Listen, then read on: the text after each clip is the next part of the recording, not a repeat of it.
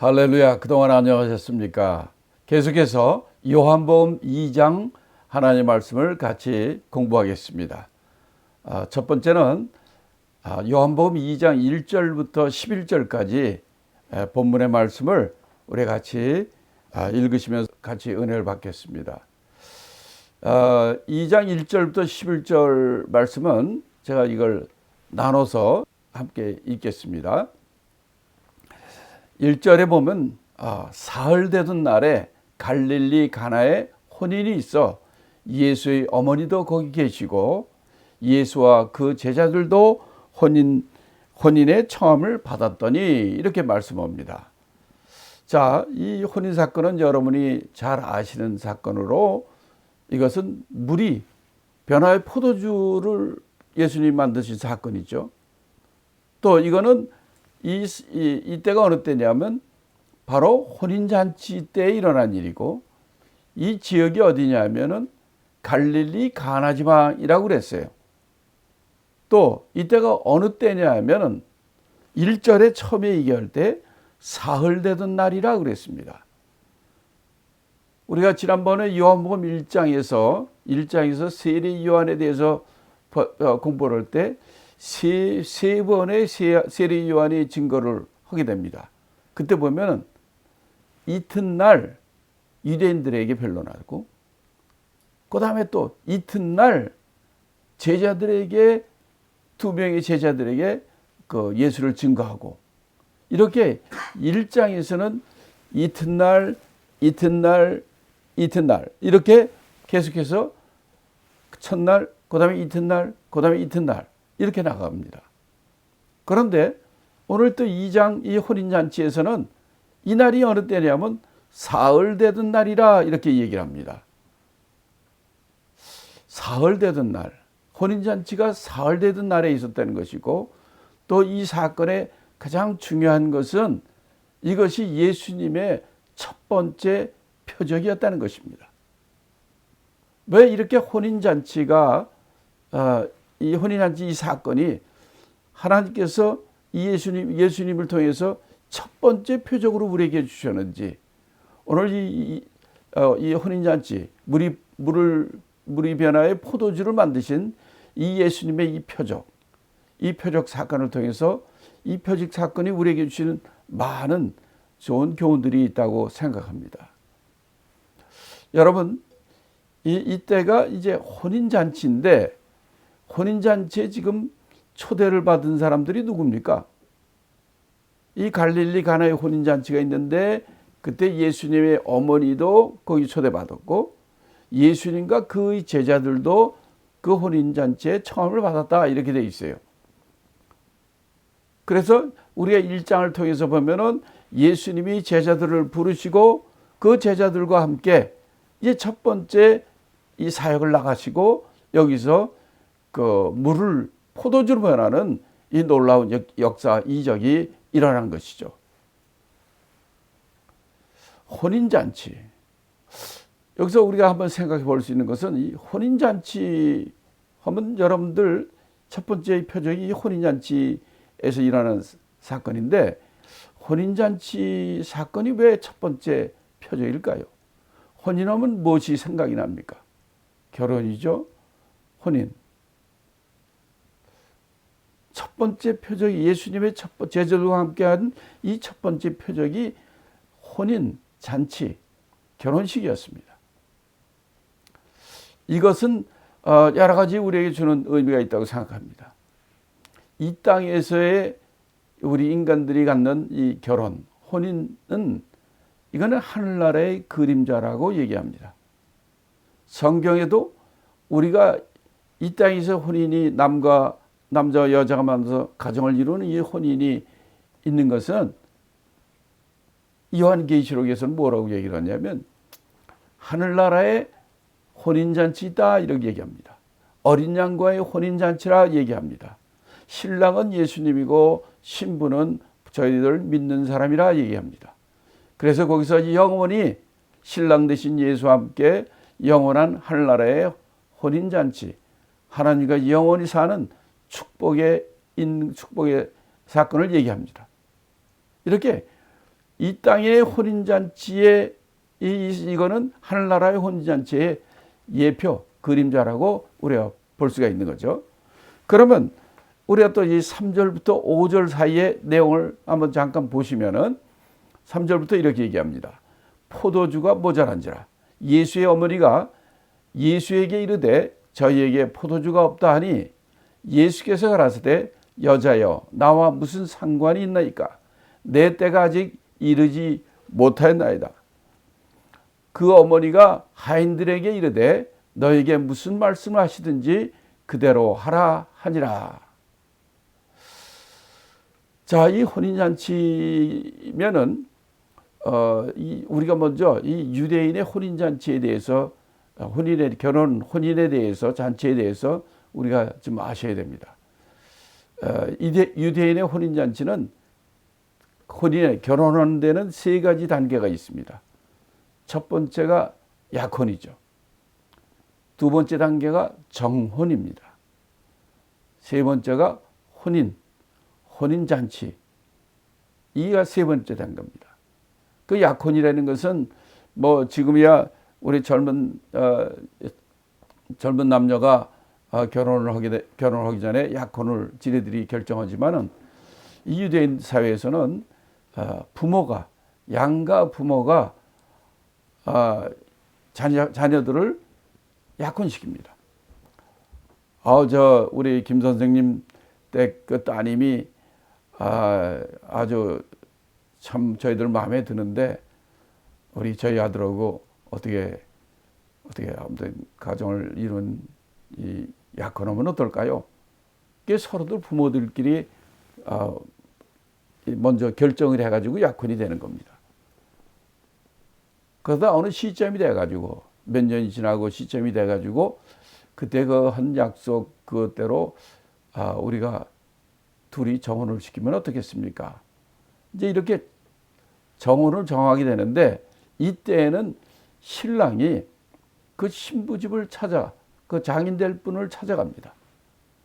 그래서 찾아가서 제가 우리 어른의 따님을 사랑하고 결혼하기를 원합니다. 그래서 이제 그쪽 집에서 오케이 되면은 그때 언약의 포도주 잔에 따라서 그걸 마시게 됩니다. 그래서 정혼이 결정이 되는 거예요. 그다음에 그때부터는 이제 신랑은 돌아가서 저희들이 혼인해 가지고 같이 살 집을 만듭니다.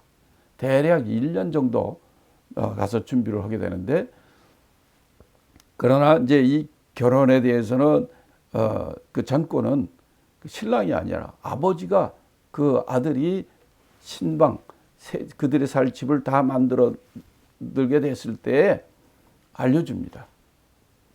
내가 내일 가서 이 신부를 데리고 와라. 이렇게 해가지고 이제 혼인잔치하기 정혼은 그 신부 지역에 가서 포도주 드리고 그때 정혼을 하게 되고, 이 결혼을 할 때는 그 신부를 가서 데리고 와서 신랑 집에서 그래서 혼인 잔치를 하게 되는 것입니다. 결혼식으로 하게 되는 거죠. 그래서 여기 보도 이 물로 포도주, 이 뒤에 보면 물로 포도주를 한 다음에 신랑한테 이렇게 이 연회장이 신랑을 불러가지고 얘기한다는 얘기가 나오죠. 이 결혼식은 신랑 집에서 혼인 잔치를 하게 되는 겁니다.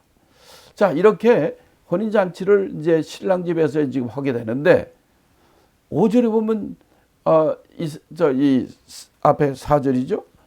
3절 4절에 보면 이런 얘기 합니다. 그 혼인 잔치 집에 포도주가 모자란다는 거예요. 이럴 때 그 예수님의 어머니가 예수님한테 야, 저들에게 포도주가 없다라고 그 예수의 어머니 마리아가 얘기를 하는 거죠. 자, 이 포도주 모자라는 게 왜 이렇게 문제가 되는가 하면, 유대인들의 혼인잔치는 대략 일주일을 한다고 합니다. 제가 이제 중국 선교를 20몇 년 하다 보니까 중국에서 제가 결혼을 갖다 주례를 하고 혼인하는 것을 여러 군데 가서 많이 봤는데, 중국에서 최고로 잘 먹는 것이 혼인잔치집에 가서 먹는 겁니다. 이거는 그냥 상에 넘쳐 상다리가 부러질 정도로 온갖 진미를 다 끄집어내가지고 빛을 얻어서까지라도 최고로 좋은 음식들을 상다리가 부러지도록 그렇게 대접을 하는 겁니다. 그래서 모든 사람들은 이 혼인잔치집에 있다면 하여튼 며칠 먹을 거 그냥 잔뜩 먹을 생각을 하고 옵니다. 며칠씩 먹어요. 그런데 이 유대인 혼인잔치가 일주일이에요. 그런데 이제 보니까 포도주가 벌써 모자란다는 거예요. 왜 모자란지 모르지만 포도주가 맛있어서 그랬는지 다른 음식이 많고 너무 잘 대접하다 보니까 이렇게 됐는지 모르지만은 이 잔치집에 포도주가 모자라면 이거는 그 잔치는 망하는 겁니다. 아니 중국에서 결혼식을 결혼잔치를 하는데 음식이 떨어졌다? 그러면 그 혼인잔치 망하는 거예요. 여기 가나 혼인잔치에 포도주가 떨어졌다, 음료수가 떨어진 거니까 이렇게 되면은 그 잔치는 그냥 망하는 겁니다. 이런 일이 일어났던 거예요. 그때 이 사실을 보고 예수의 어머니가 예수님한테 저희에게 포도주가 없다라고 했다는 거죠. 그러면 여기서 왜 예수님의 어머니가 예수에게 포도주가 없다고 얘기했을까요? 정상적이라면은 이 혼인잔치의 연회장이나 그 주인이 포도주가 모자라니까 이걸 가지고 누구를 시켜서라든지 아니면 이렇게 포도주가 이게 모자라니까 어떻게 하자 이렇게 되는데 지금 여기서는 예수님의 어머니나 예수나 다 이들이 주인이 아닙니다. 연회장이 아닙니다. 이 사람들은 혼인잔치에 초대받은 사람이에요. 손님으로 간 겁니다.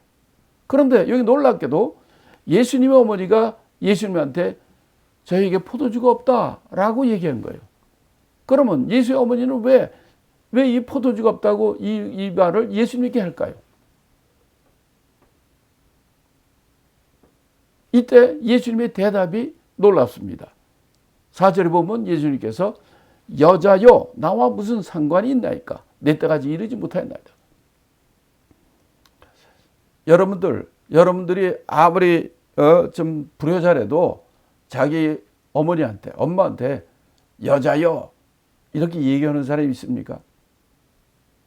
근데 놀랍게도 예수님께서 자기 엄마 마리아를 보고 여자여 라고 얘기한 것이 2번이 성경에 나옵니다. 여기 본문 좀 2장 여기 4절에서 여자여 나와 무슨 상관이 있나이까 이렇게 얘기했고요. 또 요한복음 19장에 보면은 예수님 십자가 위에 있으면서 이 사도 요한 마리아가 사도 요한 앞에 같이 있었을 때 그때 그 어머니를 사도 요한을 보고 어머니를 네가 맡아달라 얘기할 때 여자여라고 얘기합니다.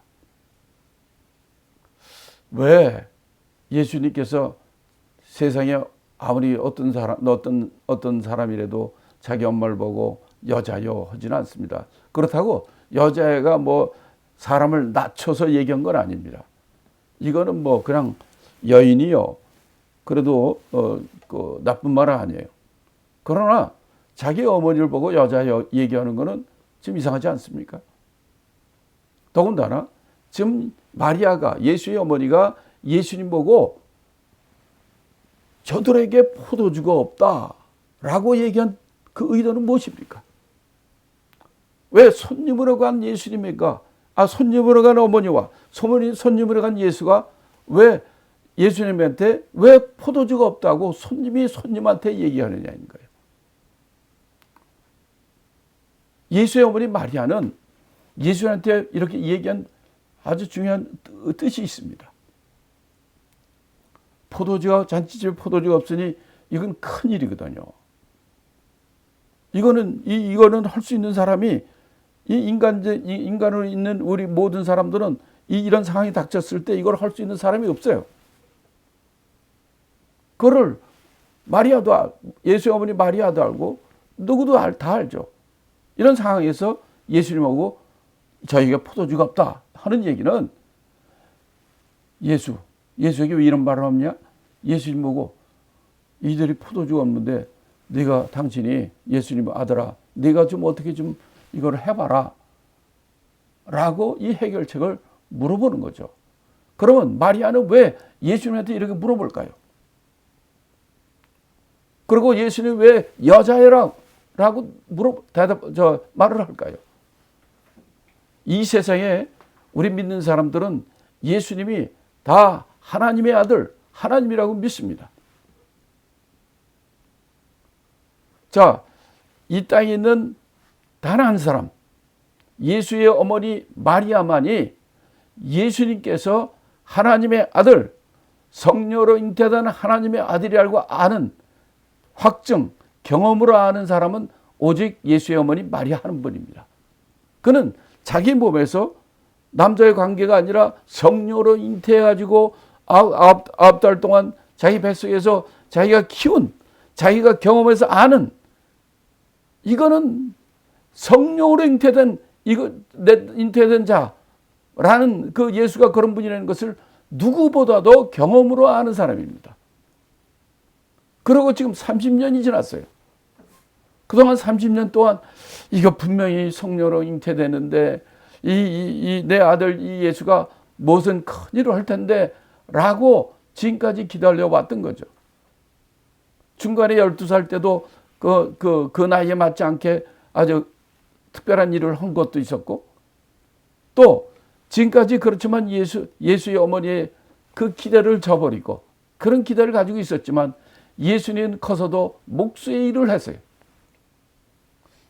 그런데 어느 날 나이 30에 있을 때 예수님의 변화가 바뀌기 시작합니다. 세례 요한한테 가서 세례를 받습니다. 그럴 때 하늘이 열리고 성령이 비둘기처럼 그에게 임하는 것을 사람들이 다 목격합니다. 그리고 예수님께서는 40일 동안 광야에 가서 금식을 합니다. 그러더니 예수님이 다니면서 제자들을 모읍니다. 그래서 지금 오늘 본문같이 첫 번째로 제자들 데리고 이 잔치집에 온 겁니다. 예수의 어머니 마리아는 이 모든 것을 본 거예요. 드디어 이 성령으로 잉태된 내 아들 예수가 드디어 이제 하나님의 일을 하는구나. 그리고 첫 번째로 이 잔치집에 가는데 포도주가 없는 겁니다. 왜 이렇게 물어봅니까? 너는 하나님의 아들, 성령이 잉태된 하나님의 아들 아니냐? 너는 이 모든 걸 할 수 있지 않느냐? 이 집에 포도주가 없다는데 네가 좀 어떻게 해봐라 라고 예수의 어머니는 바로 예수에 대한 기대를 가지고 이렇게 물어본 거죠. 이때 예수님께서 뭐라고 합니까? 여자여, 나와 무슨 상관이 있나이까? 여자요? 라고, 어머니라고 하는 게 아니라 여자요? 라고 하는 것은 무엇을 의미합니까? 예수님께서는 마리아가, 예수의 어머니가 예수님한테 왜 이렇게 물어봤는지 아는 거예요. 아, 나를 태어나게 하신 예수의 어머니, 그 마리아는 지금 내가 하나님의 아들로서, 성령이 잉태된 하나님의 아들로서 이런 일을 할 수 있다는 것을 아는 하나님의 아들의 신분을 마리아가 안다는 것을 아신 거죠. 그렇기 때문에 비록 자기를 낳은 어머니지만 예수님께서는 여자여라고 하는 거예요. 이것은 무엇입니까? 예수님은 마리아의 몸에서 태어난 마리아 아들이기도 하지만은 예수는 성령이 잉태된 하나님의 아들이기 때문에, 하나님이시기 때문에 하나님의 아들의 신분을 가지고, 이 세상을 구하는 하나님의 아들의 신분을 가지고 여자여 하는 거예요. 이거는 바로 이 마리아가 예수님이 하나님의 아들인 그 신분을 알고 물어본 것이기 때문에 예수님께서 여자여 얘기한 거죠. 그러나 그 뒤에 뭐라고 합니까? 나와 무슨 상관이 있나이까? 내 때가 아직 이르지 못했다. 왜 이런 말씀을 할까요? 이런 이적을 내가, 이 포도주가 이 집에 떨어진 것이 나와 무슨 상관이 있고, 이것은 내 때가 아직 이르지 못하느니라. 내가 이것을 해준다 할지라도 하나님, 예수님의 그 때가 이르지 못한다. 이 요한복음에 보면 특별히 예수님의 때, 내 때, 자기의 때 때가 이르지 못했다. 내 때가 이르지 못했다는 것이 굉장히 많이 합니다. 이 모든 이런 말의 뜻은 무슨 뜻이냐면, 예수님이 때가 되지 않기 때문에 그들이 예수를 잡으려 했지만 그 때가 되지 않으면 거기서 벗어나니라. 또 예수님이 그 때가 오면 영광 중에 영광이 그에게 임할 것이요. 여러 군데 그런 얘기를 하는데 제가 몇 개만 잠깐 읽어보겠습니다. 요한복음 7장 30절에 보면 이렇게 합니다. 그의 때가 아직 이르지 아니하였으므로 예수를 잡고자 하나 손을 대는 적 없으니 바로 예수님의 때가 아직 이르지 아니하였노라. 이렇게 말씀하기도 하고요. 또 요한복음 8장 20절에도 잡는 사람이 없으니 이는 그의 때가 아직 이르지 아니했다. 이렇게 얘기하기도 하고요. 또 요한복음 17장 1절에도 아버지의 때가 이르렀사오니 아들을 영원하게 하사 아들로 아버지를 영원하게 하소서. 또 요한복음 13장 1절에서는 그 때를 이렇게 얘기합니다. 아버지께로 돌아가실 때가 이른 줄 아시고, 그러니까 그 내 때라는 것은 바로 예수님이 영광을 만들 영광이 됩니다. 예수님은 어느 때 영광을 받습니까? 바로 예수님이 이 땅에 오셔 우리 위해 십자가에 죽으시고 부활하시고 그 아버지 원하시는 그 영광을 이루는 이 십자가와 부활의 이 때를 얘기하는 것이죠. 지금 이것을 한다 할지라도 이 영광을 나타낸 이 때가 아직 이르지 않은 것이라는 거죠. 내가 이런 일을 한다 할지라도 그들이 나를 하나님의 아들로 그를 얘들 알지 영접지 않는다는 거죠. 자, 그러면서 그런데 5절엔 또 뭐라고 얘기합니까? 뭐라고 얘기하냐면 예수님이 이렇게 말씀했는데도 그 어머니 마리아는 하인들에게 얘기합니다. 너희에게 무슨 말씀을 하시든지 그대로 하라. 라고 마리아는 바로 이 예수님이 이렇게 말씀하지만 그 말씀의 뜻은 내가 이렇게 이 집에 포도주 들어서 이것을 한다 할지라도 이들은 내 때가 이르지 않았기 때문에 이들은 나를 그렇게 알지 못하는다. 그러나 내가 이 일을 할 것이다. 라고 알아들었기 때문에 하인들에게 이렇게 말하는 거죠. 예수님이 어떤 방법을 할지 모르지만 무슨 말씀을 하든지 너희대로 그대로 순종하라. 이렇게 얘기를 한 거예요. 그러니까 어떻게 이적이 일어나느냐면 6절부터 11절에 보면 자세히 나와 있죠. 6절부터 11절에 보면 6절에 보면 먼저 이렇게 나옵니다. 거기 유대인의 결례를 따라 두세 통 드는 돌 항아리 6이 놓였는지라. 또 7절에는 예수께서 저희에게 이르시되 항아리에 물을 채우라 하신즉 9가지 채웠다. 이렇게 되옵니다. 자, 그 다음에 어떻게 되냐면 8절이 이렇게 나옵니다.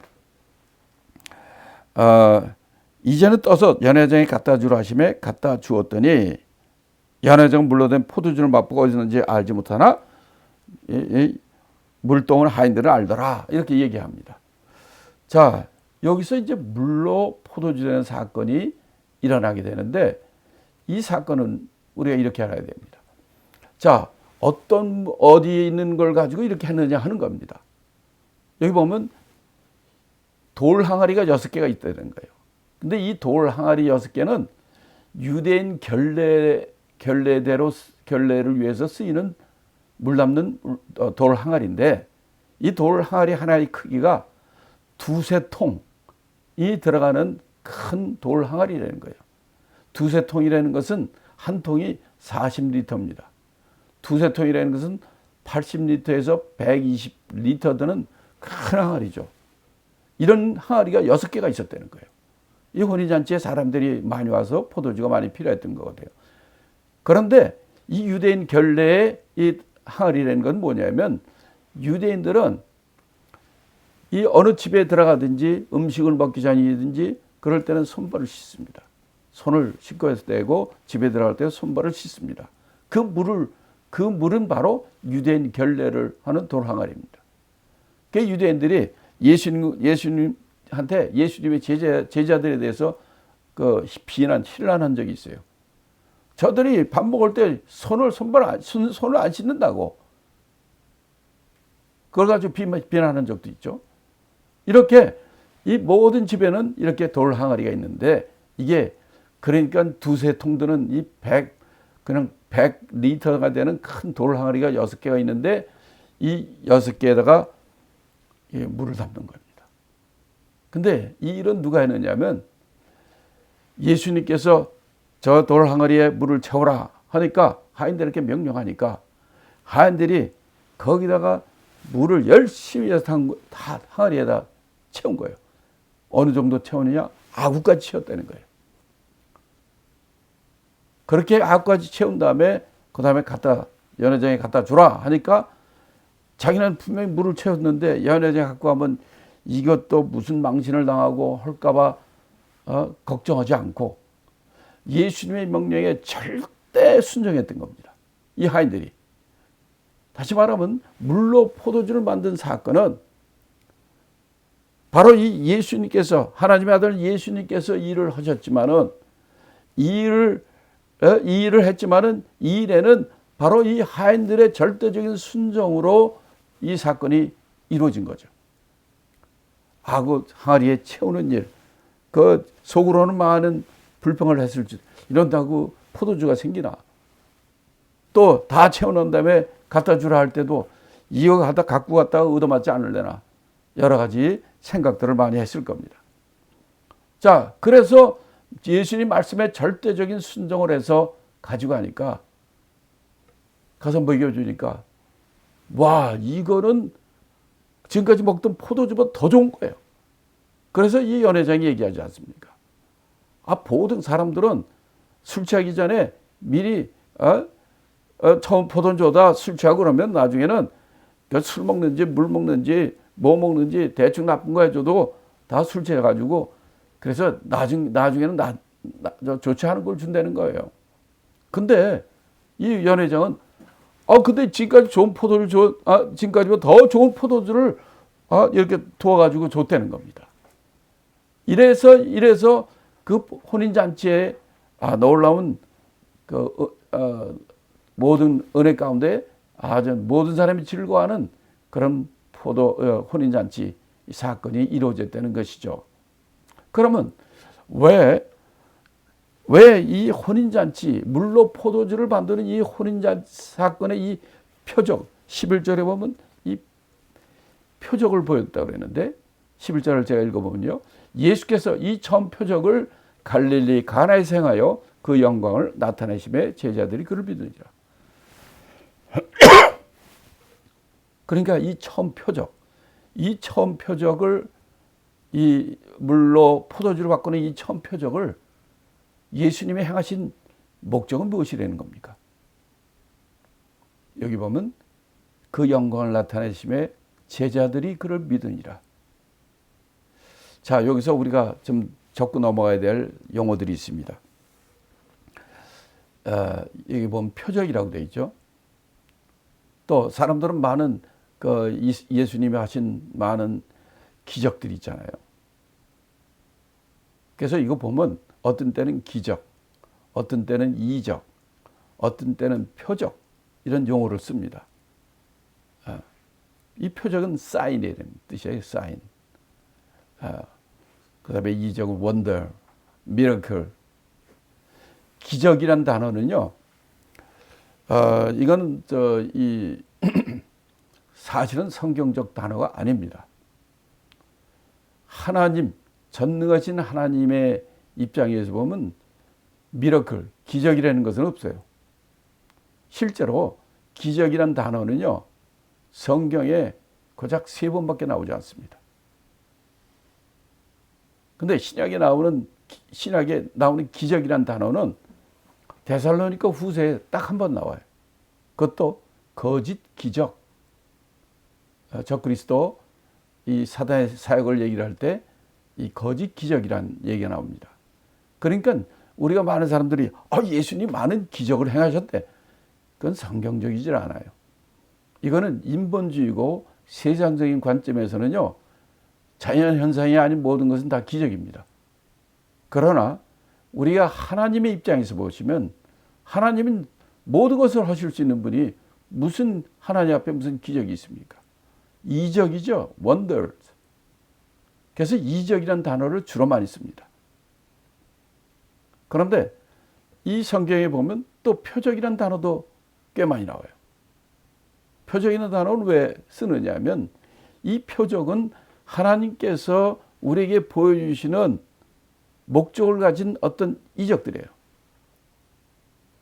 여기서 보면 이 표적이라는 단어, 예수님 보고 우리 이제 요담 성전 정화 사건에서도 네가 무슨 표적을 가지고 우리를 보이겠느냐?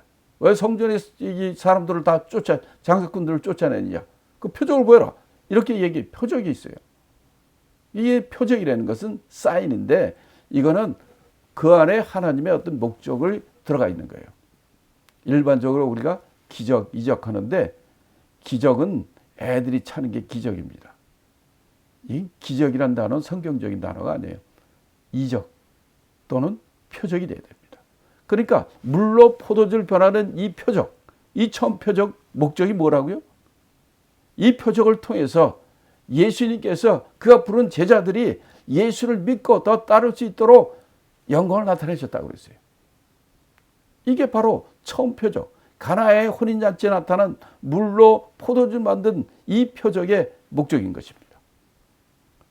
자, 지금까지 우리가 이 가나 혼인잔치의 이 사건을 통해서 말씀을 드렸는데 여기서 우리가 지금 몇 가지 중요한 포인트들이 있어요. 자, 이 혼인잔치는 기쁨의 혼인잔치, 기뻐하고 즐거워하고 좋은 혼인잔치인데 이 첫 번째 표적이라는 가나 혼인잔치는 예수님이 나타나기 전에 예수님의 이런 이적을 향하기 전에는 어떤 사건이 일어난 겁니까? 포도주가 떨어진 거예요. 혼인잔치가 망한 겁니다. 그런데 예수님께서 오셔서 표적을 행하니까 어떻게 된 거예요? 혼인잔치가 다시 기쁨과 즐거움과 희망의 즐거운 혼인잔치가 세워졌다는 거죠. 이것은 예수님이 오기 전에 그들에게 행한 모든 이 유대인의 전통과 구약을 또 율법을 지키는 이 모든 이 행위, 이런 거는 정말 포도주가 부족한 없은 혼인잔치와 같이 이렇게 어렵고 잘못된 겁니다. 그러나 예수님이 딱 오시니까 바로 이 율법을 완성시킨 예수님 복음이 오시니까 우리가 구원받는 것처럼 지금 이 사건은 바로 예수님이 복음 대신 예수님이 오심으로 이 세상에 소망이 생기고 이 세상이 온전케 되는 구원을 이루는 그 예수님의 오심을 우리가 얘기해 주는 것입니다. 한마디로 이 물로 포도주 변하는 이 첫 번째 표적은 우리에게 알려주는 것은 물도 포도주로 변화시킨다는 겁니다.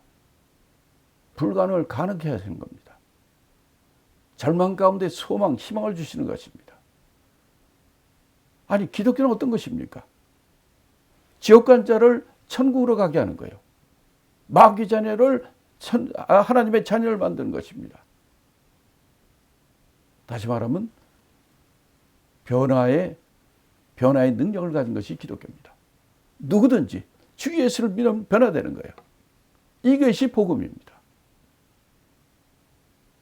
그 처음 표적, 이 혼인잔치에 왜 물로 포도주 바꾸는 사건을 첫 번째 표적으로 하나님께서 예수님을 통해서 이렇게 나타나셨는가? 바로 예수님이 복음이고 예수를 믿으면 물이 포도주 변하듯이 지옥 갈 자가 천국 가는 사건이 일어나는, 기독교는 변화시키는 변화의 능력을 가진 것입니다. 그러므로 우리가 예수를 믿는 사람들이 바로 이 물이 포도주 변하듯이 우리가 변화되지 않는다면 그건 참 믿는 것이 아니죠. 이런 주님의 놀라운 축복이 여러분에게 함께 있기를 축원합니다.